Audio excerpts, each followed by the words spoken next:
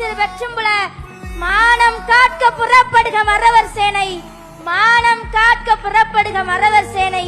இன்புற்றான் என் தமிழன் இங்கு வந்த இந்திதனை எதிர்ப்பதற்கு துணிவே இன்றி செங்குத்து தூணை போல் நிற்கின்றானா அல்லது அங்கத்தில் துடிப்பின்றி கிடக்கின்றானா?